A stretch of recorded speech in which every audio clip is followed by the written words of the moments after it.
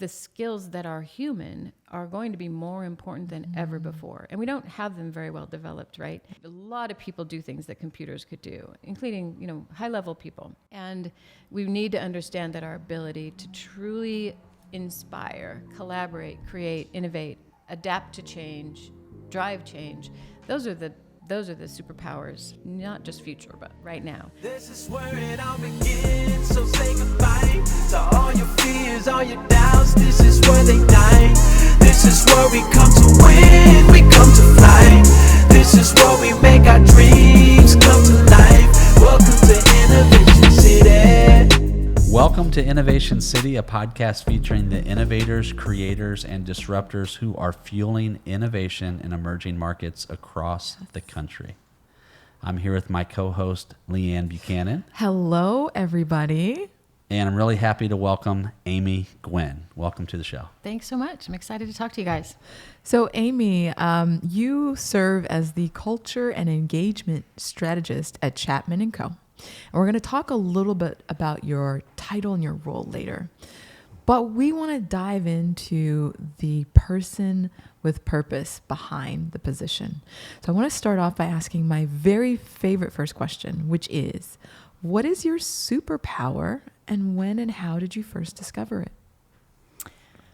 I think that my superpower that comes to mind is just an innate desire to connect people, or to find, maybe not in a normal relationship way, but rather in an ideas sort of way. Like, how do we step back and observe the needs or desires or dreams of one group and another group and somehow find middle ground or understanding, kind of more in a creative way than a political or traditional way, I think. And that's sort of been the theme. As you get older, you start to see themes in all the work you've done, even though you do many different things. And that, I think, whether it's a superpower or a wish for a superpower, that's the theme.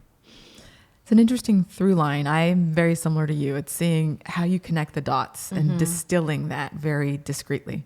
But when did you first discover it? When did you first start realizing that connection was your jam? I don't know that I knew it was there until looking back on it. You can see it. But my whole first career, and probably my nature prior to that, was storytelling, journalism. And that, I wouldn't have known that, but now I can see that that is the same thing I'm doing now in many ways. I never was interested in, my whole first career was in television news, but was never interested in the news of the day. It was always bigger ideas, how to build understanding between different kinds of people. And the thing that I always loved so much was when you're in that field, anyone will talk to you. And that just blew my mind. Like, you can walk up to someone and say, hey, I'm wondering about this, and people will tell you things. And that's still critical in my work now, is I have zero tolerance for small talk. And I love to just get deep into something quickly. And sometimes people won't go for that. But when in that role, I could always get people to just open up, which is such a thrill. So I think I followed that and I saw it. I don't know that I knew until looking back that you're like, oh, this is my thing. This is what I really, really love. It's just what I was able to lean into.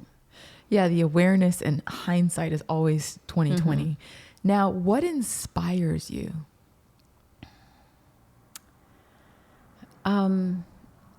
That's so hard to answer. So many things. I think I'm very visual. So what inspires me is creative spaces, beautiful places, nature for sure, which is a little hard living in St. Louis. I grew up in Alaska, so It's different. So nature inspires me, but I think creativity, just the new beauty, the new fresh way of creating an environment or a visual, that always just kind of makes my heart beat faster. Now, we first connected through conscious capitalism. Tell me about your discovery of conscious capitalism and how that shaped your outlook in business. Well, my outlook was already shaped when I found that organization, but I'll try to keep, I think what the short version of getting to that story is this first career in journalism and storytelling and kind of more feature stories and human stories I moved into marketing and brand communications, but again, very much in strategic communications. How do we take a big objective or a big idea and connect it with the people who might want it or need it or identify with it? So I moved into marketing and brand, and then sort of evolved into change communications, and how do we take communications to really drive change inside an organization or inside a community. What you run into really quickly when you're doing that work is that there are business objectives, right? There are outcomes that are necessary. And in my work, at least, I've not just been in community activism or something, I've been in the business world. And you quickly learn that communication is sometimes used as a tool to manipulate or to control, and that felt bad to me, and I don't want to be a tool to that. I don't want to be just another way to get people to work harder and I want to inspire people. I want to drive more meaning in work. That's how I ended up with conscious capitalism. Just also, if you have your eyes open, you can see this is where the world is going. Businesses that don't understand that they have to start paying attention to all their stakeholders, that more and more, at least in the knowledge workforce, they have control. We're seeing that played out really dramatically right now. So really, one of my goals is to help businesses understand this is coming. Right now, a lot of companies are entering conscious capitalism or stakeholder capitalism. Probably not at that level, but they're adopting the language because it's popular, or I'm supposed to do this, or maybe they aspire to it on one level. But what I want to help do is help companies understand this is coming. Like, because of the environment, because of the workforce, because of globalization, you have to have your eyes wide open about all the stakeholders. So that's a long way of saying that was just the obvious place for me to end up, is to adopt more of their language and their understanding so that I can be part of that movement in my work. So you just mentioned that there's several businesses that are adopting the language, but not necessarily the practice. What's one of the biggest challenges to opening up, a CEO's mind to the reality that we know is here? The first thing that popped into my mind when you just asked that is shareholders. Short-term thinking.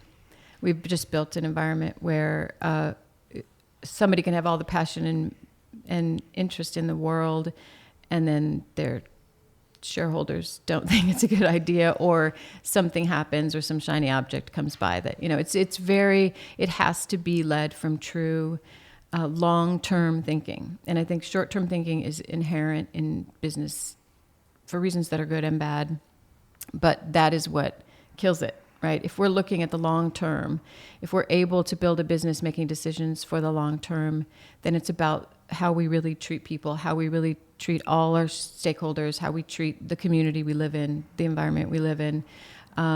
It's very different. It's a very different experience. It's really, really hard for businesses to stick to it. One of my goals is to help people see that that's really what's the answer, right? So it's interesting. Most people don't realize that the purpose of a company is to maximize shareholder returns. That's traditionally what it is. Period. It's not to have an impact.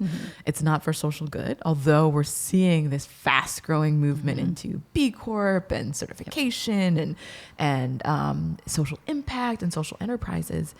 And so one of the things I'd love for you to walk us through is that awareness process that you might help leadership understand how to infuse value into their operational practices and policies, because that's really where it starts. It's not just believing and having a vision, but then how do you translate that value and those values into the organizational culture?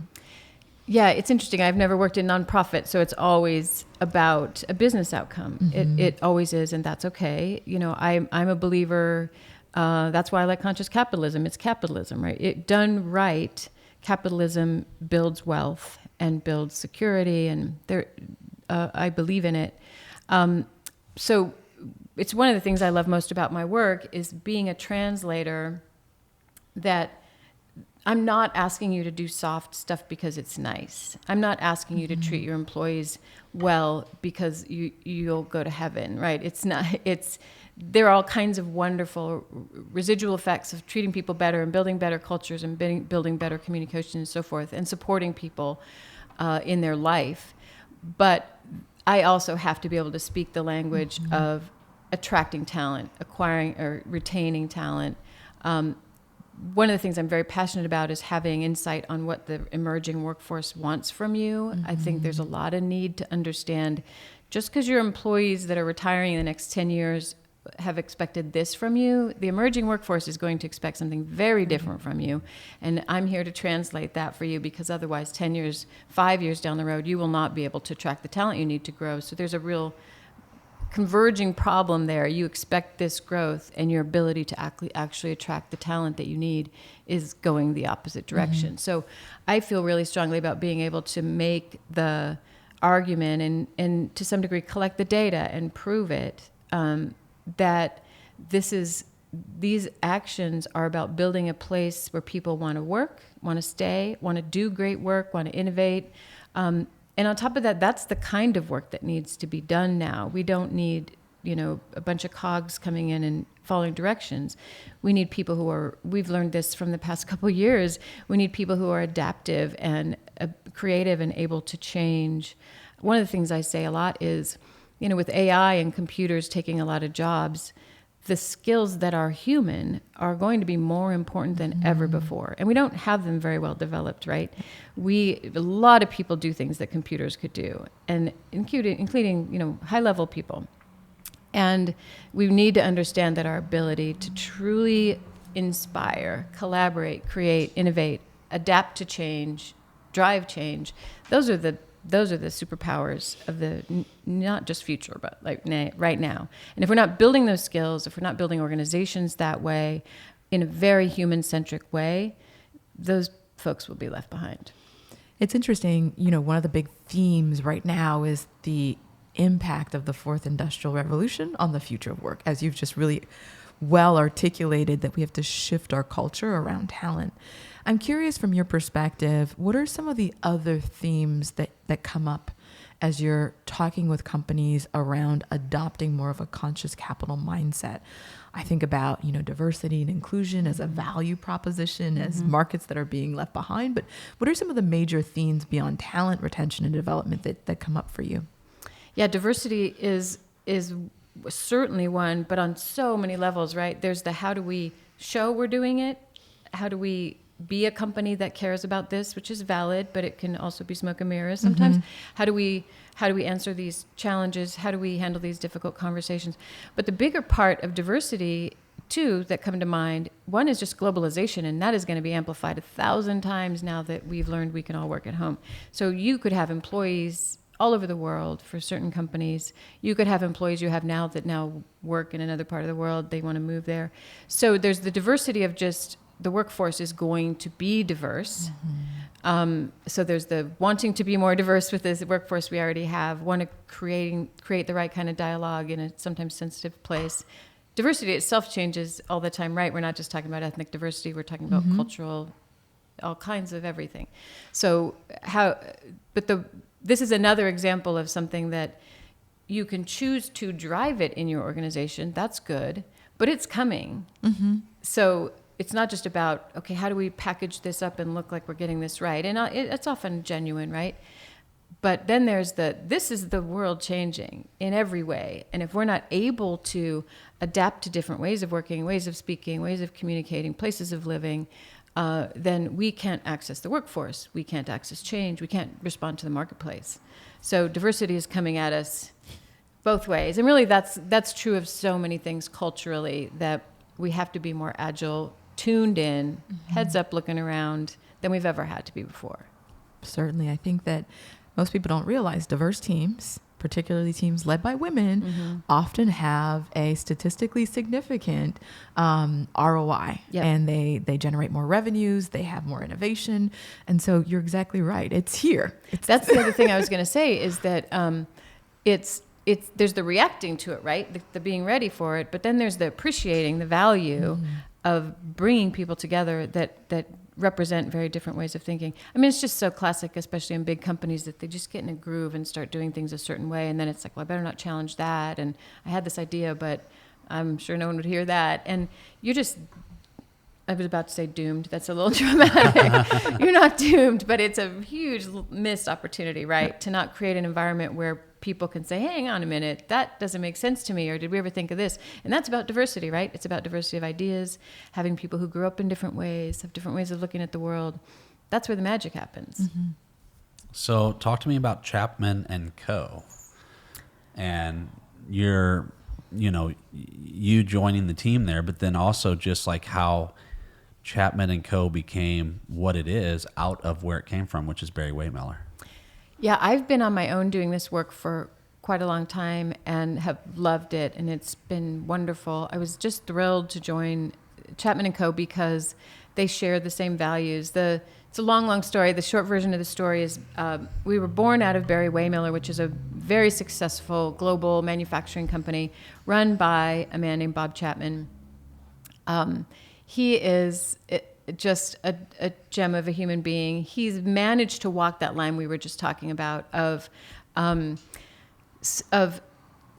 running a really highly successful privately run company, remarkable growth, acquired 110 companies, has never sold, or maybe almost never sold. They are big into straight up good old fashioned business success. Mm-hmm. In the midst of that, Bob has managed to build a leadership style that is 100% people-centric.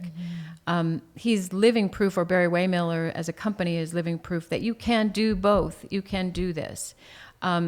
Is it perfect? I'm sure not, right? You can't expect it to be perfect. But I drive in and out of a parking lot every day where there's a big sign on the wall that says, we envision a world where people care about each other first. Mm-hmm. It is true. When my first interactions with Bob as the leader of the company was, you are here to change the world. You are here to make the world a better place for our children. Like, he's the real deal. He means it heart and soul. And he now speaks a lot around the world to help other leaders understand this idea that it can be done. And so the Chapman Co. consulting group was born out of the Barry-Wehmiller company because other companies were saying, how do we do this? How do we learn to do this? So our consulting group works completely externally with companies to help them understand that there are small steps you take, right? Build values into your organization. Integrate ways of being into your organization that become proof for who you aspire to be. You don't have to just automatically be this company that is all people-centric, but there are ways to step into this by empowering people and creating better dialogue and being transparent and creating psychological safety so people can challenge ideas. It's a style of leading and running an organization that doesn't happen overnight, right? Unless you've always been that way, which there are some. But we really come in and say, here's how we can create a narrative, again, back to storytelling, that will really be your guiding principles for how your organization will run, how your leaders lead, how your people feel, how you hire, how you onboard, how you create an employee experience. So it is making it possible to run an organization this way that isn't intimidating, that doesn't make you feel like, oh, I'd have to, my board would never go for that, or whatever the answer is, whatever the excuse is. It's a way of saying, no, really, you can take steps toward creating an environment that, one, is a great place to work, people want to work, but also you're just creating good things in the world, right? Mm-hmm. You're just bringing value to the families and to the community and to the outcomes for the business. So we're here to kind of hold the hand of leaders and say, listen, let's try this. Here's an area where we could create some change and help people get there, because it's intimidating. It can be hard to start. Oftentimes when you go into an organization, there's so many hidden expectations. Some literature calls it the psychological contracts that we don't actually articulate, right? I'd love to understand, what are some of the challenges that you experience in working with leadership in organizations? Because there's ego, there's expectations, but what are some of the challenges that you have to navigate to really get the culture to shift internally? The biggest one is that it all stops at the top. And I always say I never want to work with any company where I don't have total access to the very top of the organization and buy-in. You can say that, but I've had many experiences where people say, "Oh yeah, that's absolutely what we want," and then in the end, it fizzles. That's often the case. Like, yeah, we want this big initiative. We want people to feel this way. And I'm not saying that's bad. To build an initiative in your organization that says we're going to empower people and we want to innovate and we want to collaborate better. That's all good. There's nothing wrong with creating change like that. That's smart. But in the end, oftentimes there's a leader who's like, yeah, well, I kind of meant that until this happened. Yeah. And, we'll take what we can get. If you can create change, as long as it's not betrayed, that's the thing that's really painful that I have had experienced is I will go into an organization and do focus groups and do large scale surveys and look at the surveys and say, here's what your people are telling you, not just about what they want, but about weaknesses in your organization or areas for improvement. And I will create a strategy and say, hey, look at this. This is where people are disengaged, challenged in terms of actually just getting work done or being... The interesting thing in a company is the employee and the organization want the same thing, and that is to be productive. People want to feel valuable and they want to feel creative and they want to feel like, oh, I accomplished something. That's what your boss wants and that's what you want.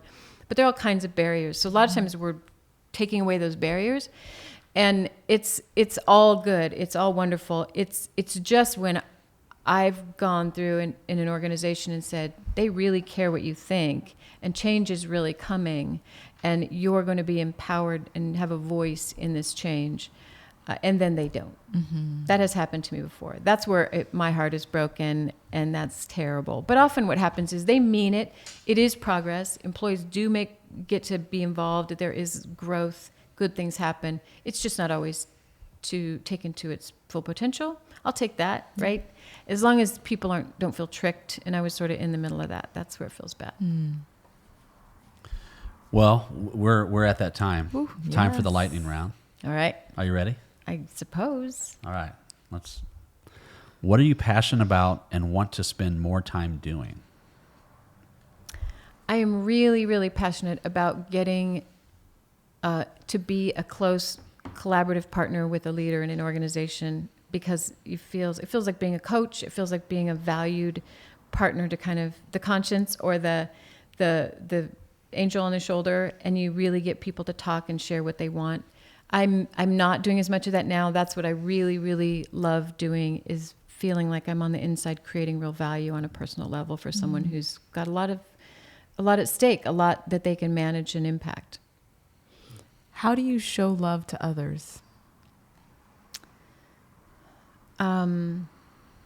Well, the first thing that comes to my mind is my family, who I just show love in every weird, bizarre way constantly. But outside of that, I'm really trying to get better at expressing the love I feel for everyone, right? We all need to do that. I'm trying to just, it's funny, COVID did this to me, probably did it to a lot of people, but I'm finding myself really interested in just helping make someone's day, right? Make someone, what is that quote by Maya Angelou, like that people won't remember what you did, but they'll remember how you made them feel. Yep. And I've really been thinking a lot about that. Like, what is my little opportunity to make someone feel loved by a stranger, by the world, right? That's something that I'm being very conscious of right now. Mm-hmm. Who are your heroes?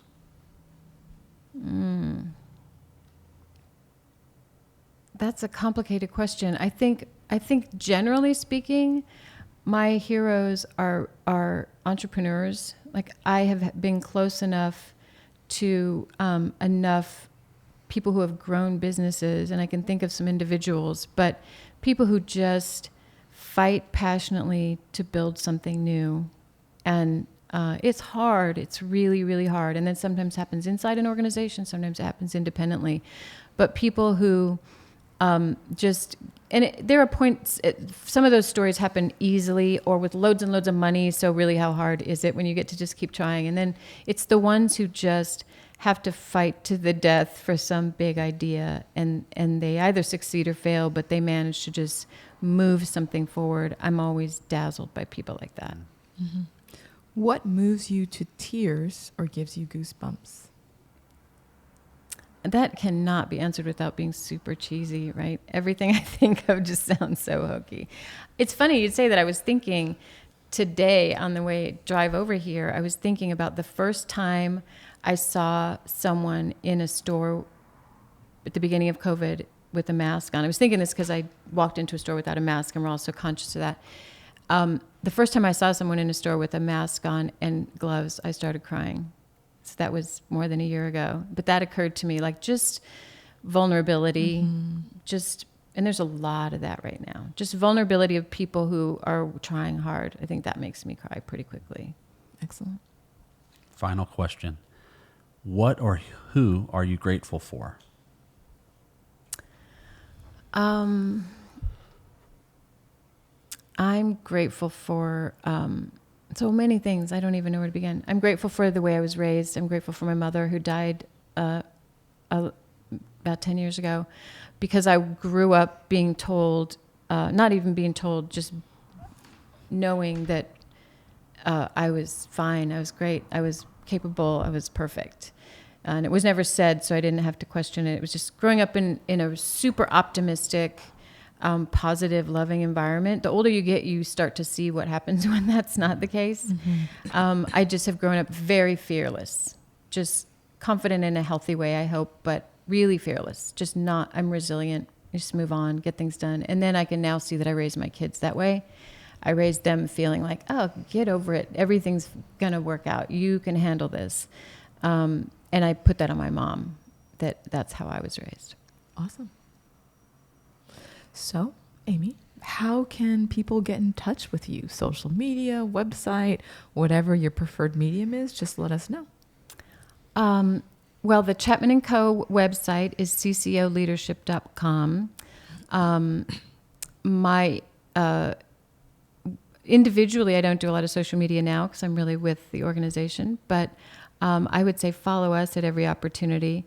I can be reached at amy.gwin@ccoleadership.com.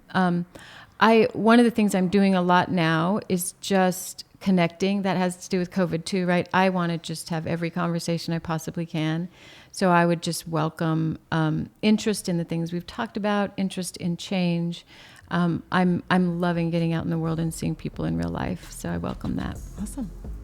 Amy, thank you. Thank you both. This was fun. Thank you. Thank you for listening to Innovation City. If you like this episode, you can find more episodes at innovationcity.co or anywhere where you watch or listen to podcasts. Please subscribe, rate, and review, and we'll see you next week.